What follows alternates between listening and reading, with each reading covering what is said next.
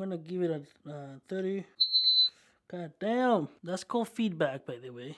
Alright guys, so how's it going? Welcome back, thanks for tuning in. You guys are currently listening to the sound of a Mixpre 6, and the mic that I'm currently using is a Sheps MK41 with the small little preamp. Today I'm gonna be showing you guys how I rig my portable recorder. I made a video in the past going about the Mixpre 6, my first impressions, but now I actually own this. I bought this a few months ago. Let's put this all together in a bag. I have the Mixpre 6 on this side, first generation Mixpre 6. You can tell by the little rings in here. These are orange. This means this is the first generation. The new generation has, if I'm not mistaken, they have the gray color ones. I also have an Audio Root smart battery with a Hiroshi, 4-pin Hiroshi here, that I'm gonna be giving power to this Mixpre 6. I also have two Electrosonics receivers, wideband receivers, two custom-made cables, low profile. Also here on the Mixpre 6, I have the Cable Techniques power sled that is gonna be hooking up the Hiroshi 4-pin. And also I have a K-Tech bag. I'm gonna be housing everything in that bag. And this one is pretty good. It's pretty nice and low profile, so that's what I wanted it. This is gonna be my portable recording setup. I'm gonna start by putting it in the bag. These little rings hold the recorder in place really nicely. Throw the recorder in here. Boom, boom. After you got the hoops all done like that, there you go. So it's starting to look pretty complete actually. Another thing I like to do with this bag, because this hole is exposed, if in case you want to use a tripod to mount your Mixpre 6. I don't like that feature, so I just put a little pieces of Velcro that came with the bag. I'm gonna show you where I put the battery. Battery lives in here. And this is the front pouch. Boom, boom, boom. And then I just open this up, feed it through here, nicely done, and then I just plug it in here. This process is a little bit tricky. Alrighty then, so now we can turn this machine on. So we'll have the people. I will add the receivers. And one trick I have for receivers here, guys, is I put Velcro on the back of them so they're not moving around. I haven't got into finding a battery eliminator for this. I'm using AA batteries to power my receivers because I didn't want to get a power distribution for this little bag because I wanted to keep it as minimal as possible. This other one in here. So the Velcro really holds it in place.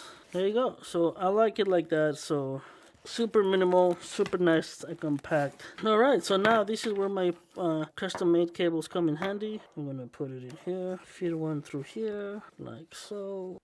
Boom. So I'm gonna feed that out through there. There we go.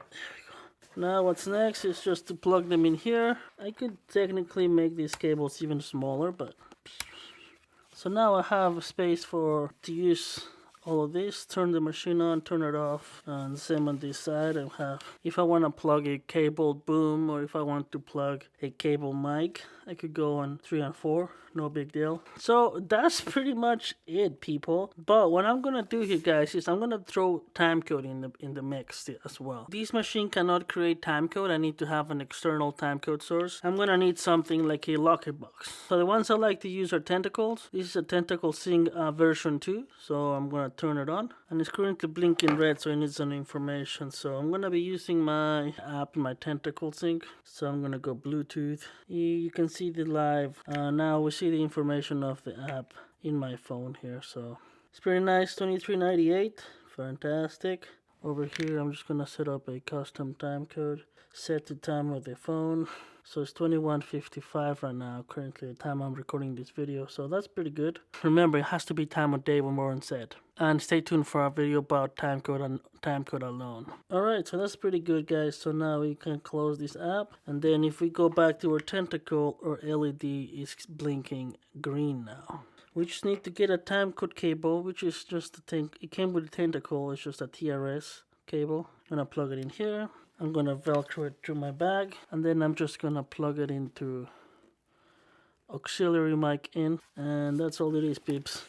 If everything we did was correctly, our time code readout in our recorder should match the time of day. This timecode box needs to stay here in order to have timecode stem in our files.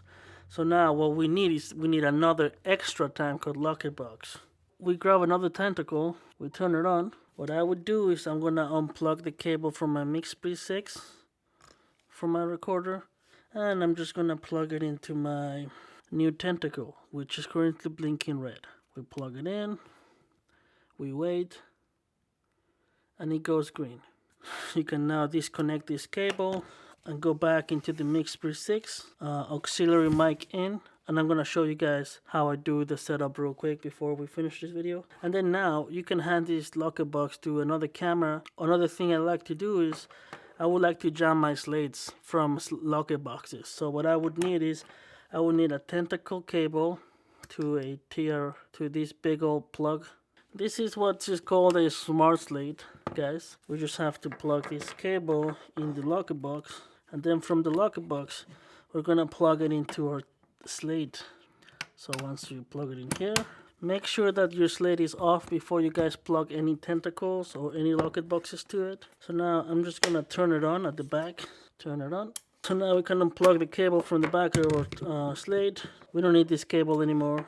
And then now if we wanted to hand this locket box to a camera, depending on the input of that camera's timecode, you will need a special cable for that. So just to keep that in mind. Same way we have our tentacle plugged into the recorder, we need a cable to be plugged into the camera at all times. The main reason why we did that on the slate is now we have a visual representation of timecode on here, and it should match a recorder. How to set up a Mixpre 6, take 1.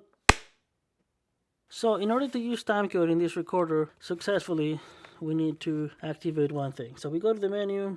On the menu timecode here, we have to set up the auxiliary, the input. We could use HDMI timecode in. That's also doable, but we need a different cable. So what I'm gonna do, we're coming from auxiliary 1, so that's the input we have selected. So as long as that's set up, you will guys see timecode running now, because our tentacle is currently plugged in. As soon as we unplug the tentacle, I'm going to show you here, guys, timecode freezes. We plug back in and timecode continues. And you notice my recorder actually started recording. That's because and record trigger is currently on timecode, so I'm going to shut it off. And that's why that was happening. Now if I unplug again, it should not record. Like I mentioned in the past, my only complaint with the Mixpre 6 series is where the recorder, where the SD card is located. I don't like it. I don't think I'll ever like it, but it's a good trade-off for all the other features that you have. A small little portable recorder, super lightweight. You can carry this all day. You could have up to 4 channels of wireless, and then you're all good to go. I like the touch integration. And I also really like the Windman app that I forgot to talk about. So yeah, I'm currently plugged into my Mixpre 6 on my phone here. You cannot do sound reports, but you can add notes and change the scene name. So for example, next take, I wanted to call it Rudy. And now the next take here is currently saying Rudy 001.